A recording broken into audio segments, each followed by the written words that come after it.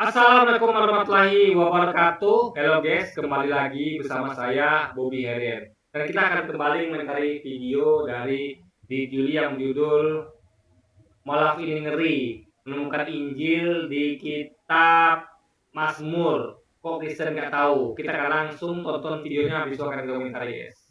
Shalom saudaraku, salam sejahtera dalam kasih Kristus. Jumpa lagi dengan saya, Didi Tuli. Kita akan belajar berapologetika bersama-sama di channel ini.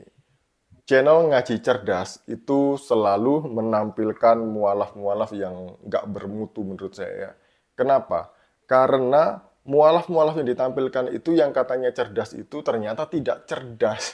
Mereka ini bukan orang Kristen taat yang rajin beribadah ke gereja, doa, baca Alkitab. Bukan.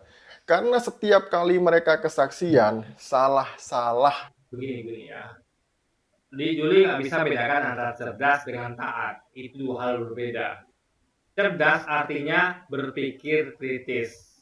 Karena kita harus berpikir. Kita jangan mau disuapin sesuatu yang kita tuh terima itu saja, nggak bisa. Kita selalu berpikir kritis di setiap kesempatan. Ada yang tahu disuapin atau disampaikan dogma. Anda harus berpikir, ini benar apa tidak? Anda cek Alkitabnya, berpikir, kaji, bandingkan. Itu orang cerdas begitu. Nggak manggung-manggung disampaikan, oh iya. Jadi ketatan itu nggak ada hubungan dengan kecerdasan.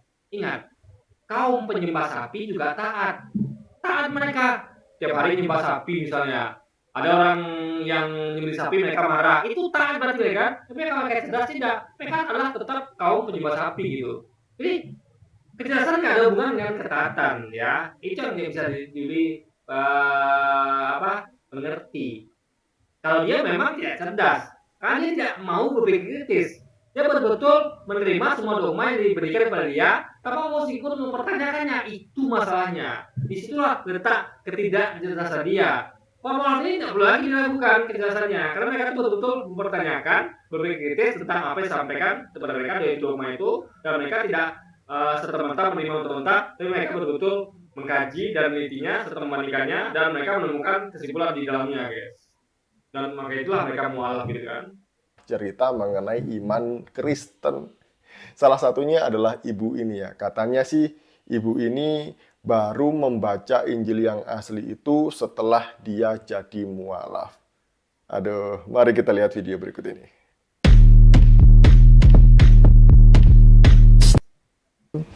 Saya bahkan baca Injil yang asli itu setelah saya hijrah. Jadi saya baca itu ternyata kesimpulan saya, Alkitab yang asli, Injil itu, Nabi Isa itu adalah Muslim. Dari mana keterangan Itu ada di kitab Mazmur. Saya lupa itu apa.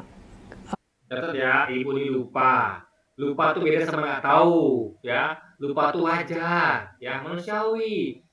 Yang masalah adalah kalau nggak tahu, nah itu baru masalah. Kalau lupa menurut saya nggak masalah. Yang penting ibu ini ngerti esensinya, bahwa ada sesuatu yang di Mazmur. Jadi Mazmur itu sesuatu gitu, ya kan? Kitabnya yang mana ya? Bisa mengerti ya, Mazmur itu adalah tentang tentang nubuatan tentang datangnya Nabi kemudian yaitu Muhammad, guys. Itu ada lagi bahasanya ya di video lain yang bisa Anda tonton di channel saya gitu kan. Itu dikatakan begini, Yesus maju ke depan, itu kan ada jamaahnya banyak ya. Yesus maju ke depan, maksudnya ada di gereja itu ada, kalau kita mau masuk itu ada air di situ disediakan untuk. Nah itu setelah saya simpulkan itu adalah berwudu. Terus kemudian Yesus maju ke depan, satu langkah di depan jamaahnya. Setelah saya telah sekarang itu adalah Yesus, Nabi Isa itu mengimami sholat. Mungkin sholatnya bukan seperti sholat kita sekarang. Dan setelah saya juga ikut kristologi, ternyata memang benar apa yang saya duga, dan saya memang baca Injil yang sebenarnya itu setelah saya hijrah, karena dulu saya nggak boleh baca. Iya. Jadi Injil yang dikatakan Injil Barnabas itu kan Injil yang asli. Itu kalau dengan waktu saya masih di gereja dulu sebagai umat Katolik itu adalah Injil yang mana tuh? Gimana? Injil Yang Barnabas, yang asli itu. Yang dibilang palsu yang mana? Yang Barnabas sama umat Katolik. Tapi setelah saya baca sekarang, setelah saya hijrah itu ternyata itu isinya itu semua hampir mirip dengan Al-Quran. Ada yaitu Nabi Isa ya Yesus maju ke depan memimpin jamaahnya, itu berarti beliau itu kan apa ya, kok beliau? Piye aku lenganu. Iya, Nabi Isa itu memimpin jamaahnya untuk sholat, cuman sholatnya belum seperti sekarang. Iya. Bentar, saya mau beritahu dulu. Jadi betul ini adalah channel ngaji cerdas, karena dia betul-betul mewawancarai, mengundang orang-orang yang berpikir kritis, yang tidak mau dibawa saja apa yang disampaikan kepada mereka, tapi mereka tuh mempertanyakannya dan melakukan kajian dan riset sendiri. Mereka tuh kan orang-orang yang ya seperti Juli, yang ya saja gitu, enggak. Mereka tuh berpikir, guys. Dan satu terdasarlah berpikir. Dan untuk berpikir Anda tidak boleh menerima segala sesuatu yang Anda terima begitu saja tanpa proses berpikir. Nah, itu tidak dialami oleh Juli. Mereka ini mengalami. Makanya kenapa mereka disebut layak disebut channel ngaji cerdas, karena memang mengundang orang-orang yang berpikir kritis, guys. Tanda mereka cerdas itulah berpikir kritis gitu kan. Lalu masalah Injil, kita akui memang ibu ini kurang tepat. Jadi gini loh, ibu ini saya yakin ibu ini mungkin berislam belum pakem begitu. Mungkin dia masih nama mualaf gitu kan. Tapi dia belum ngerti tentang Islam. Jadi gini loh ya, Injil itu adalah apa yang Yesus beritakan. Itu Injil. Jadi selain Yesus itu bukan Injil. Karena ada ayatnya bahwa Yesus berkata bahwa aku yang telah memberitakan Injil kepada kalian. Artinya Yesus mengklaim bahwa apa yang diberitakan itu adalah Injil. Artinya selain yang Yesus beritakan bukan Injil. Juga ada yang berbunyi bahwa dan Yesus memberitakan Injil di rumah-rumah ibadah. Artinya Injil itu adalah apa yang diberitakan Yesus. Jadi masuk akal. Karena Yesus adalah Nabi, utusan Tuhan yang official, resmi. Nabi adalah utusan Tuhan yang resmi. Di luarnya nggak resmi. Murid-muridnya, pengikut itu nggak resmi. Mereka ada turunannya, guys. Ngerti ya? Siapa kayak menteri? Yang resmi dari presiden siapa? Menteri. Yang lain itu siapa? Nggak resmi. Mereka hanya pengikut mungkin. Pengikut menteri. Tapi yang resmi itulah menteri. Itu harus Anda dengar di mana. Jadi itu yang ibu ini, yang banyak orang Kristen nggak tahu itu. Ya kan? Jadi bukan Injil Lukas, Injil Matius, Injil Barnabas sebenarnya. Karena Injil asli itu adalah Injil Yesus. Apa yang Yesus beritakan. Bukan apa yang Lukas, Matius, Barnabas beritakan. Atau kesaksian dari Lukas, Matius, Barnabas. Bukan, itu kan Injil. Tapi apa yang ada di kitab Lukas, Matius, Barnabas yang merupakan ucapan Yesus, itu Injil. Jadi Injil adalah ucapan Yesus, itu Injil. Karena makanya julukan Yesus adalah Sang Firman. Sang Firman alias juru bicaranya Tuhan yang resmi. Nabi itu kan adalah juru bicara Tuhan. Dia yang berhak menyampaikan firman Tuhan kepada kita manusia gitu. Nah itu poinnya, guys. Lain kali suruh baca skripnya yang benar ya, di briefing dulu supaya dia tidak keluar dari skrip. Nah ini, dia ngerti bahwa ini bukan channel sandiwara, bukan channel drama, bukan channel syuting, bukan settingan. Ini adalah para mualaf yang betul-betul genuine, ya, betul-betul orang-orang yang memang tidak disetting. Justru bahaya kalau setting. Kita mungkin ini kita arti dulu lagi nih, ini ada bayaran segala macam. Enggak, ini apa adanya gitu. Ini isinya adalah kejujuran, ya, kepolosan, kejujuran, apa adanya, betul-betul tidak dibuat-buat oleh rekayasa. Memang mereka tuh betul-betul mualaf tuh karena berpikir kritis, bukan karena mereka tuh macam-macam gitu, guys. Enggak. Ini betul-betul suatu hal yang alami, dan itu yang kita perlu gitu. Kita perlu suatu hal yang seperti ini, yang betul-betul tidak ada settingan sama sekali gitu kan. Jadi biar nggak malu-maluin seperti ini. Nah, ibu ini ngakunya dulu itu dia orang Katolik yang taat. Ingat loh ya, dia orang Katolik yang taat. Jadi kalau orang taat itu ya pasti dia mempelajari Alkitab, membaca Alkitab gitu ya, pergi ke gereja. Gini ya, pelajaran kita beda dengan membaca Alkitab lalu memakai dogma untuk menafsirkan, itu berbeda ya. Karena kita belajar ya kita tuh harus berpikir kritis gitu. Misalnya gini, Anda mau belajar tentang sesuatu. Nah, kalau Anda itu harus berpikir kritis. Kalau ada sesuatu yang salah, ya Anda harus mau mengkoreksinya gitu. Itu namanya belajar yang baik. Nggak begitu saja menerima gitu. Makanya ada orang belajar tuh, lalu dia tuh karena cerdasnya dia mengembangkan itu. Contoh kayak Jet Li. Jet Li itu ketika belajar Wing Chun, dia cerdas, dia berpikir kritis bahwa ini kayaknya ada sesuatu yang harus dia koreksi nih, Wing Chun itu. Lalu dia tambahkan, dia ubah menjadi Jet Kundo. Itu orang cerdas, ya. Orang cerdas begitu. Nggak menerima tentu saja apa yang diterimanya, sehingga dia bisa mengembangkan seni bela diri yang lebih cepat, lebih tangguh menurut dia gitu guys. Gitu. Itu cerdas namanya, inovatif gitu kan. Nggak begitu saja terima gitu. Tapi kalau dia benar, dia kan pakai teknik Wing Chun itu, yang benar itu dia pakai, yang menurut dia tuh masuk akal dia pakai. Tapi yang nggak masuk akal kayak kuda-kuda kaki kambing itu nggak dia pakai lagi, dia pakai kuda-kuda kaki samping gitu. Itulah Bruce Lee contohnya, orang yang berpikir cerdas. Jadi nggak diduli, udah tahu dogma itu tidak sesuai dengan isi kitabnya, beberapa isi kitabnya atau bahkan dengan logika, dia masih teruskan itu, gitu kan? Misalnya kayak orang dulu, orang mungkin misalnya kayak di sepak bola misalnya, orang dulu main bola dengan bola yang berat, ya kan, sepatu yang berat. Lama orang inovasi, mereka meneliti, berpikir kritis, oh bahwa ini kayaknya bolanya harus dibikin ringan. Oh bisa ini bola melayang sehingga ditendang kaki nggak sakit dan bisa menghasilkan efek yang seru untuk ditonton bola itu, sehingga bola itu bisa ditendang dengan akurat. Nah, itu inovasi namanya, berpikir kritis. Jadi ada perubahan-perubahan yang karena lebih baik gitu. Nah itu orang berpikir. Jadi kalau mereka yakini ini adalah lebih baik, mereka berubah gitu. Jadi mereka tuh ketika kalau sudah bagus ya sudah mereka teruskan gitu kan. Nah kayak sebelas-sebelasnya itu bagus diteruskan gitu. Jadi itu bukti orang cerdas, bukan orang yang nih dogma lalu oh iya nggak berpikir kritis atau mengkaji ya, itu salah guys. Itulah bedanya orang cerdas dengan orang yang tidak cerdas gitu kan. Ya, berdoa. Nah ini sok-sokan ngomong taat tapi nggak tahu apa-apa tentang iman Kristen. Nah ini justru ibu tuh tahu tentang iman Kristen, dia tahu dogma, makanya dia kaji kok isi Alkitab ini beda dengan dogmanya. Itu bukti dia tahu.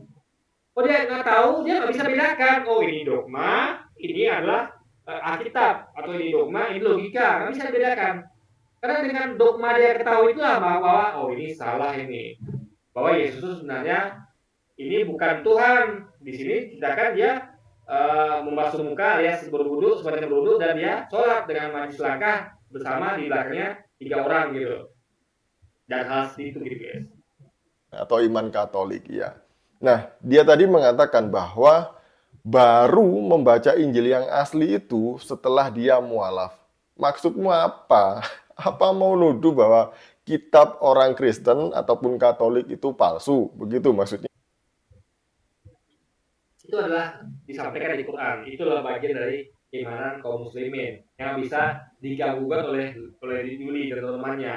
Karena iman seorang muslim itu meyakini dengan apa yang sebenarnya di Qurannya adalah bahwa kitab Quran itu sudah diwawah oleh manusia. Itulah bagian dari iman dari kaum muslimin. Dan itu logis sekali guys. Karena saya sampaikan ya, metodologi kita di Al-Quran itu sempurna.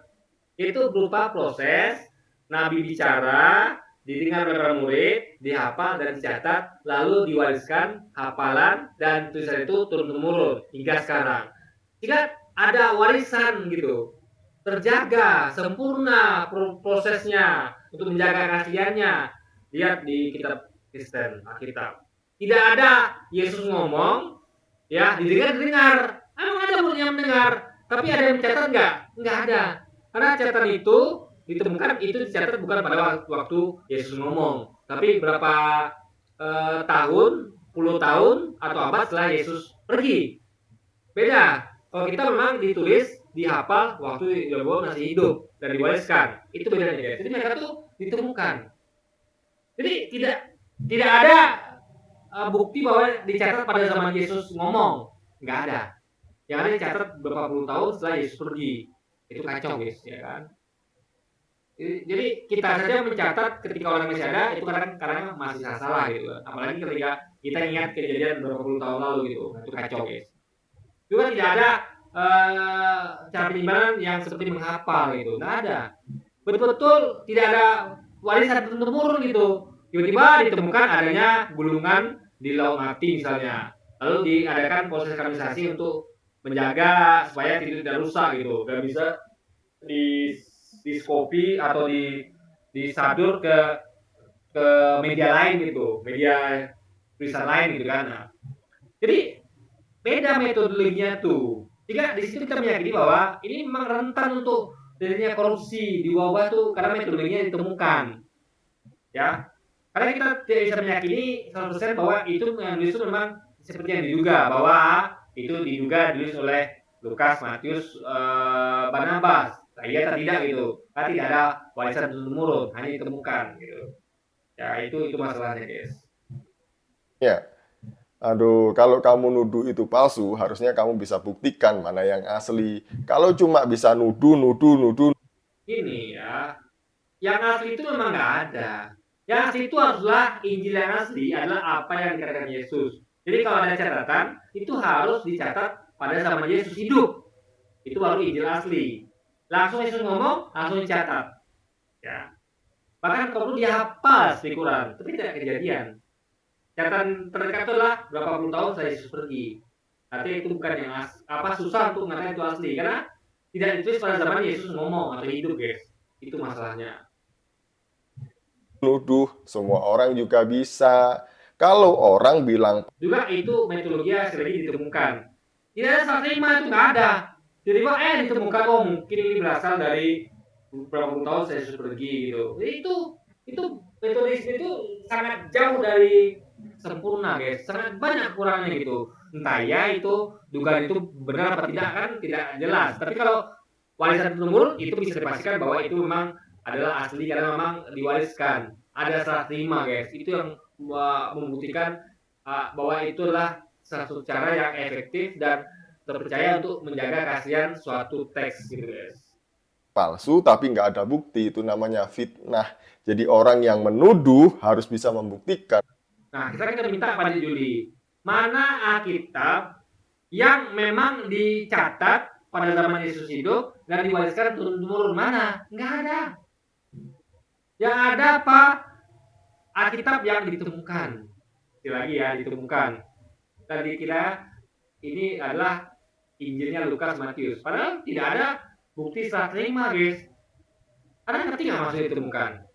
Ada tiba-tiba jalan nih, tiba-tiba ada nemu suatu buku. Ada lihat, oh mungkin ini bukunya Soeharto. Itu kan dapat dipercaya, guys.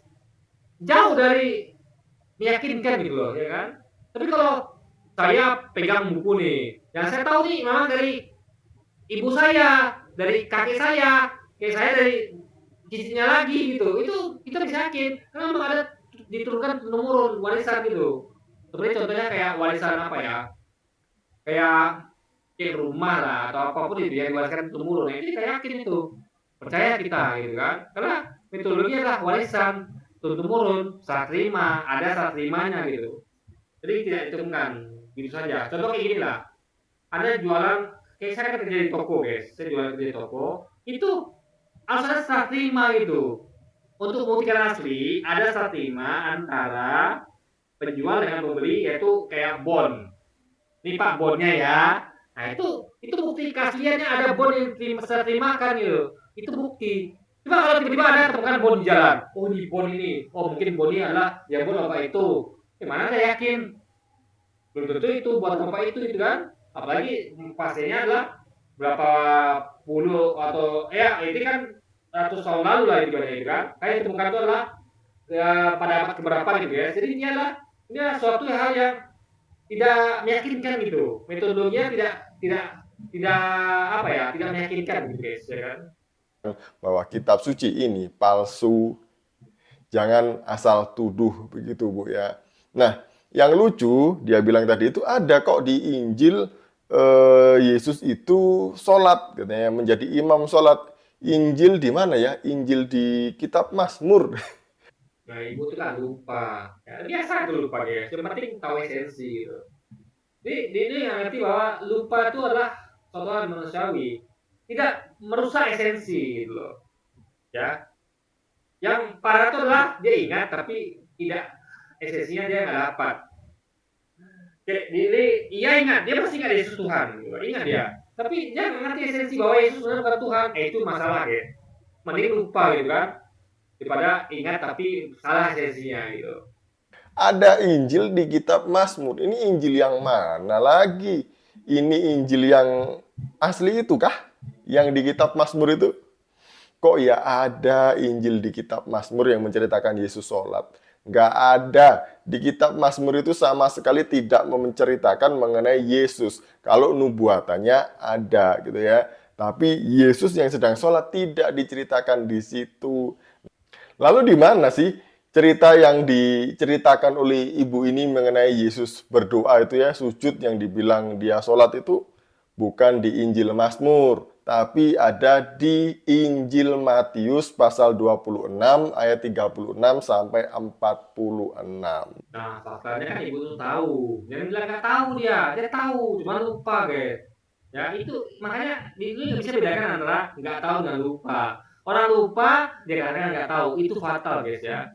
Orang tahu tapi lupa, dituduhnya nggak tahu. Itu kacau gitu si dulu kan. Nggak bisa bedakan antara lupa dan tidak tahu guys. Mari kita baca ya. Ayat 36. Maka sampailah Yesus bersama-sama murid-muridnya ke suatu tempat yang bernama Getsemane. Lalu ia berkata kepada murid-muridnya, "Duduklah di sini sementara aku pergi ke sana untuk berdoa." Jadi dia menyuruh muridnya duduk di situ, lalu dia pergi untuk ke sana lebih untuk doa gitu kan. Dan ia membawa Petrus dan kedua anak Zebedeus sertanya. Nah, di antara murid yang tinggal itu dia membawa serta yang lainnya tinggal gitu kan. Murid-muridnya tinggal tapi yang ikut bersama dia adalah Petrus dan kedua anak Zebedeus. Artinya mereka situ berempat. Itu Yesus, Petrus, dan kedua anak Zebedeus, guys. Maka mulailah ia merasa sedih dan gentar. Nah, yang pertama di sini dikatakan bahwa Yesus itu posisinya ada di Taman Getsemane. Ingat ya, dia ada di Taman Getsemane, bukan di masjid. Nah, ini nggak ngerti Yuli. Orang sholat itu nggak harus di masjid. Di mana saja di bumi Allah ini orang boleh sholat, asal bukan di tempat-tempat yang kotor, kayak WC, tempat sampah. Makanya di Indonesia harus ngaji. Makanya nontonlah itu ngaji cerdas. Biar dia cerdas gitu. Cara cerdas untuk memahami Islam itu adalah dengan ngaji. Masa sholat itu dia taunya hanya di masjid? Itu bukti dia nggak cerdas gitu. Nggak mau berpikir gitu. Tapi dia nggak tahu bahwa kita tuh boleh sholat di mana saja gitu, nggak harus di masjid guys. Yang kedua, ketika Yesus sujud, dia berdoa, itu menghadap kemana? Pasti dia menghadapnya atau kiblatnya itu ke Yerusalem, ke Bait Suci, bukan ke Mekah. Nah ini dia harus ngaji lagi. Dia harus paham kalau dalam Islam itu Nabi sebelum Muhammad itu memang kiblatnya ke Yerusalem. Sebelum Muhammad meminta untuk pindah kiblat ke Mekah. Itu kejadiannya begitu. Justru aneh kalau Yesus itu kiblatnya ke Mekah. Kita bisa mencurigai tentang penulisnya. Kok Yesus kiblatnya ke Mekah? Itu karena belum kejadian, Nabi Muhammad belum diutus. Sehingga permintaan Nabi Muhammad itu belum disampaikan itu guys, dan belum dikabulkan gitu. Kok bisa kiblat ke Mekah? Ini ada hal yang normal. Memang harusnya begitu memang. Makanya itu harus ngaji bahwa umat terdahulu itu ya, umat-umat Nabi Sulaiman itu memang kiblatnya ke Yerusalem gitu. aneh bagi kami, guys. Begitu ceritanya ya. Nah, yang di sini yang dibawa itu bukan jemaah, tapi murid-muridnya. Di sini sudah dikatakan ya. Dia nggak ngerti selagi tentang apa arti jemaat. Jemaat itu adalah orang yang mengikuti di belakang, itu jemaat. Bisa murid-muridnya, bahkan bisa orang nggak kenal. Yang penting ada orang di belakangnya. Jadi minimal itu adalah jemaat itu butuh 2 orang. Nah, ini 4 orang, lebih dari cukup gitu. Jadi bukan jemaat itu semua orang yang mengikuti apapun dia, mau murid-muridnya, bahkan orang nggak kenal pun itu disebut jemaat gitu kan. Jadi ini nggak bisa bedakan antara jemaat dengan murid, nggak bisa dibedakan gitu ya. Bersama-sama murid-muridnya ada Petrus dan kedua anak Zebedeus sertanya. Jadi murid-muridnya itu yang jadi jemaatnya, gitu loh logikanya. Kayak misalnya ada guru, dia sholat jemaah dengan murid-muridnya, artinya guru jadi imam, muridnya jemaah, gitu di Juli. Makanya dia harus belajar Islam dulu, guys, baru dia ngomong tentang Islam gitu. Ya, kita ini ngerti tentang Islam, dan kita melihat bahwa apa yang dipraktekkan itu sama dengan umat Islam praktekkan, maka kita ngomong gitu. Makanya ibu itu waktu ngomong, kita tahu banget bahwa apa yang Islam lakukan ini mirip Islam, tapi dia nggak ngerti Islam, dia nggak tahu bahwa ini mirip. Dia meyakini bahwa sholat itu kan di masjid, kan ini murid bukan jemaat. Gimana dia mau cerdas, dia nggak ngerti apa dia omongin gitu kan. Ini mirip Islam loh, mirip sekali gitu kan.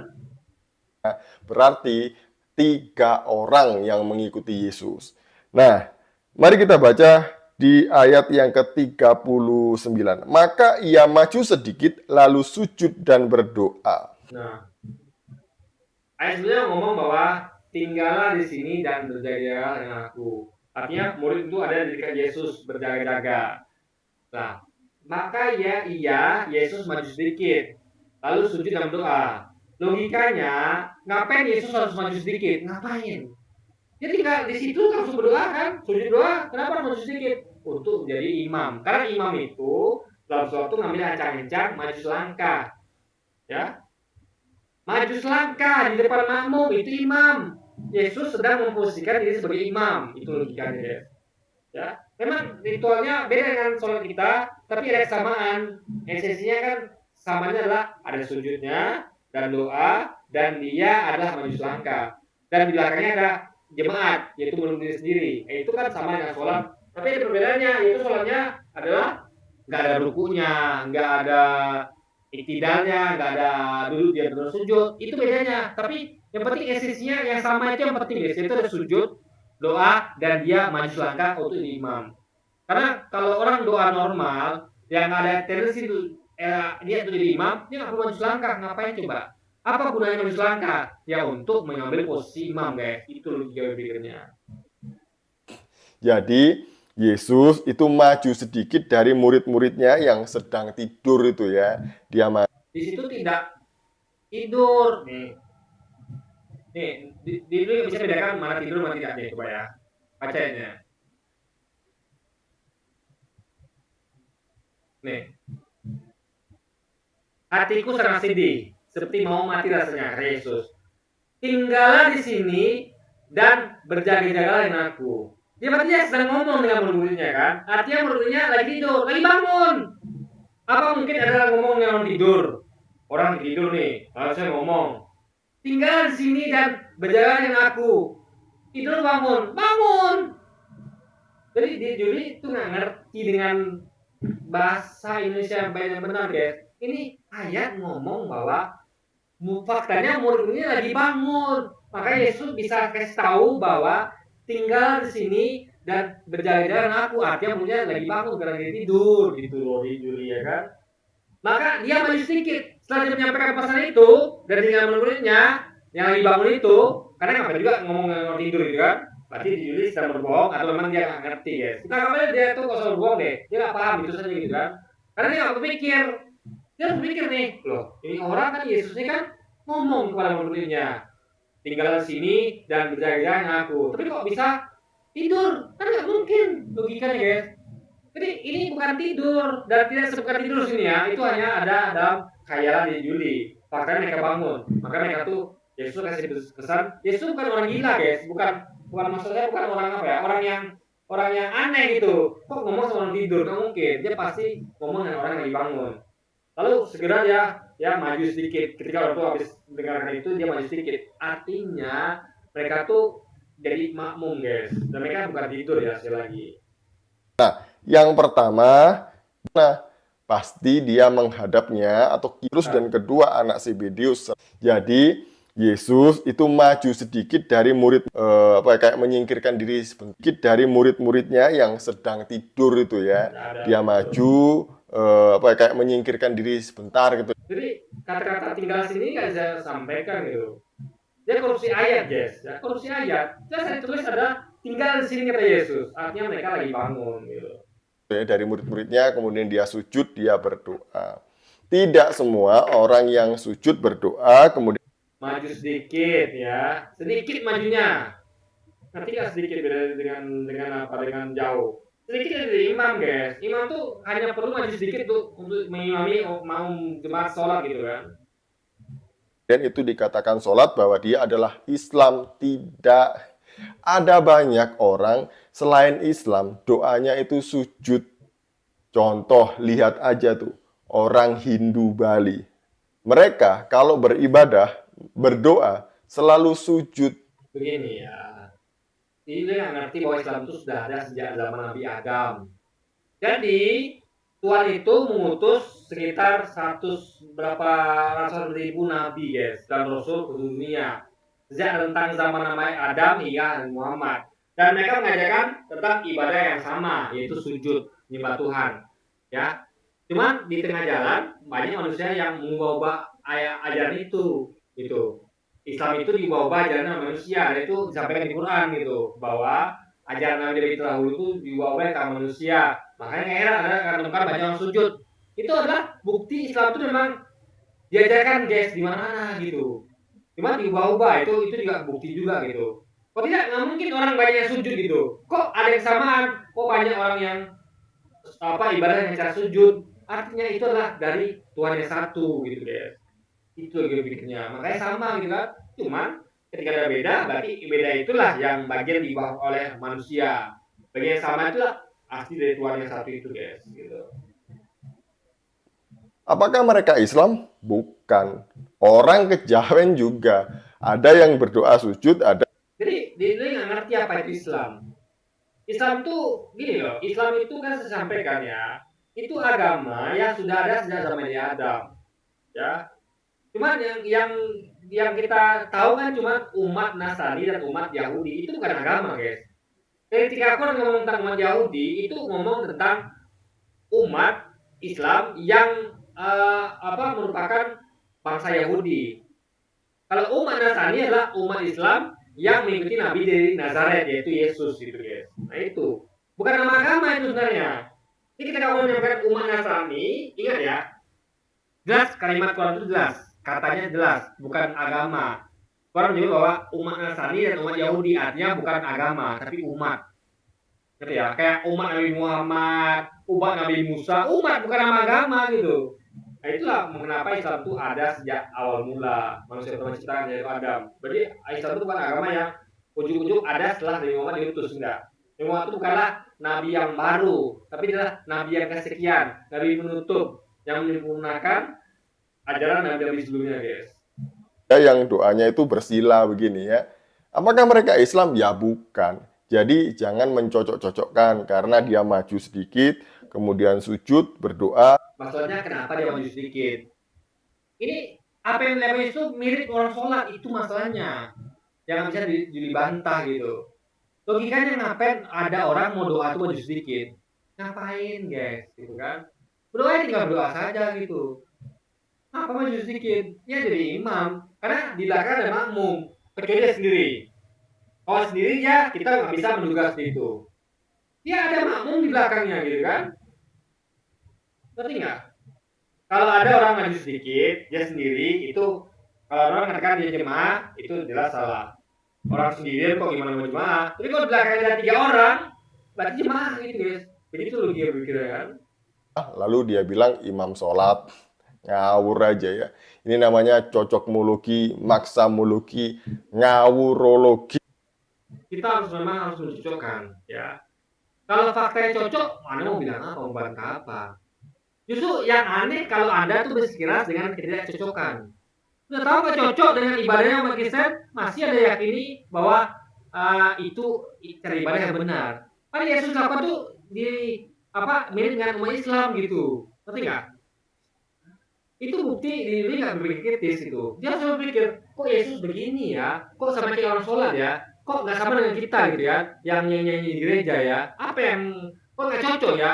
Dia harusnya mempertanyakan ketidakcocokan itu, bukan mempertanyakan sesuatu yang sudah cocok, ngerti nggak? Sesuatu yang cocok, ya sudah, matching bagus, perfect gitu kan? Ini yang nggak cocok harusnya dia permasalahkan, tapi tidak. Dia lucunya dia tuh justru mempermasalahkan sesuatu yang cocok. Itu anehnya guys. Ya. Contoh, ada orang mengaku dia adalah pengikut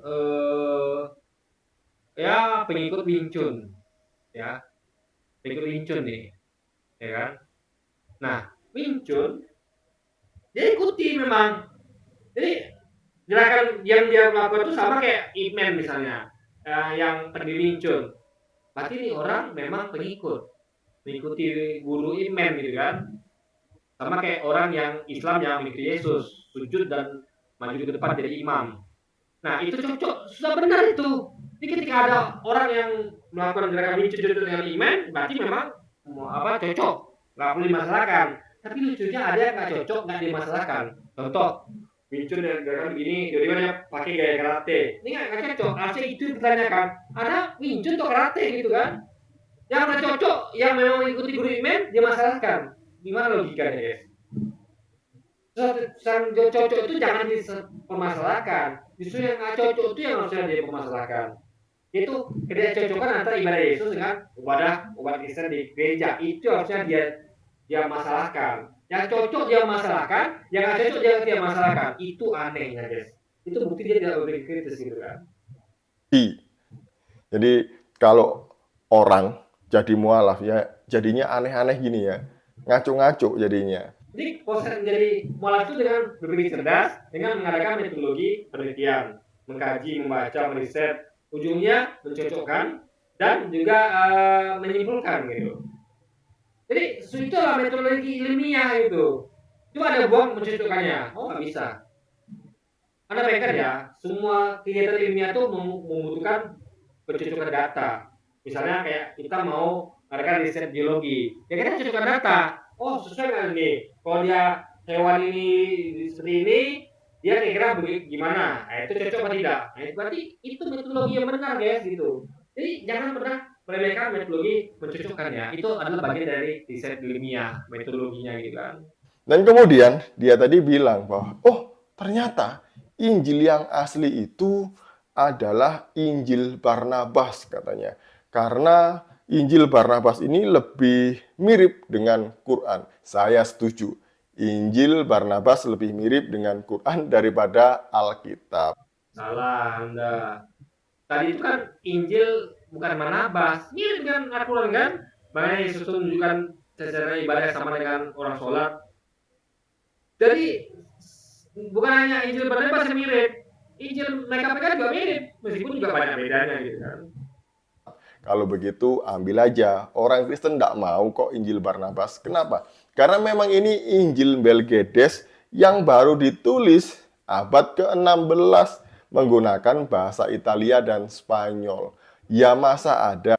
Jadi bukan masalah ditulisnya kapan. Dalam artian, contoh Quran sekarang tulis kapan? Ya sekarang. Ada tuh Quran lagi cetak sekarang di Jakarta kan? Ini bukan masalah kapan tulisnya, tapi isinya. Itu yang nggak pahami. Apakah isinya betul-betul dari asli lisan Yesus apa bukan?